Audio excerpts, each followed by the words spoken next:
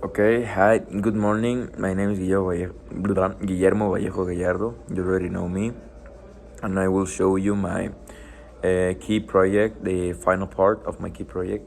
So, I'm talking about the goal of the sustainable cities and communities. What is this? Um, the sustainable cities and communities are a complex and difficult goal, but also a wonderful mission to complete that will put ourselves, the human being, a step way further than anyone could imagine. But what does it mean these terms? Do we actually know what does it mean sustainable or what are the requirements to achieve a sustainable city? Well, the term sustainable refers to a good development in the society without conditioning the future. This means that a sustainable development should take care of the social part and the ecological part. What does these two characteristics mean? Basically, that the human being has a dignified life and covers all its necessities without making an impact on the environment. Let's check out a list that covers the safe and affordable housing. Will be affordable and sustainable transport systems, inclusive and sustainable urbanization, protect the world's cultural and natural heritage, reduce the adverse effects of natural disasters, reduce the environment impact of cities, provide access to safe and inclusive green and public spaces, strong national and regional development planning, implement policies for inclusion, resource efficiency, and disaster risk reduction, and support least development countries in sustainable and resilient building. Okay, well, uh, now that we have all this clear, I will give you my opinion about it, and it's like as I already previously mentioned, this goal in specific it's very difficult to accomplish. Taking for example our country Mexico, it's very difficult to make a sustainable development because we cannot even accomplish the social part. Most people in Mexico are in a state of poverty and cannot even check out other necessities like the environmental part. I consider there is a lack of interest, lack of opportunities, like here in Mexico, and a lack of initiative. And the proof is that I and the proof that I just have to show is that right now the most important meetings of the UN are about wars and economic interest.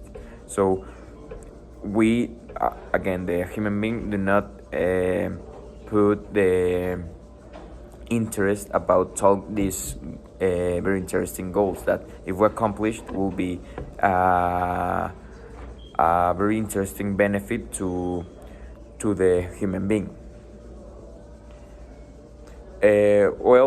Now that I have already talked about it and my opinion, I will share to you the things that I think that are like why it's difficult to accomplish this goal and to criticize it, because I think it's really important to see what are the negative points about this goal. And the problem I think with this goal about the sustainable cities and communities has to be that are related with the other 31 goals, is that there are too many of them. This point I believe is the most important of the three. It's true that we need to accomplish or should accomplish all the goals in order to respect all the human rights of every human being. But the truth is that we are far enough to accomplish even just one goal for the 30 ones. And it's also true that that is because of lack of interest, as I already previously mentioned. I think that it's because most of the humans see it's impossible to accomplish all the goals and start to see it pointless. But I believe that if we reduce the goals and make it priorities, those goals, I believe that there could be a change.